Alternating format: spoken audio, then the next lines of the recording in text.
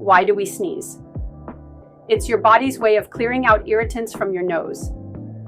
When dust, pollen, or germs irritate the lining of your nose, your brain sends a message to trigger a sneeze reflex.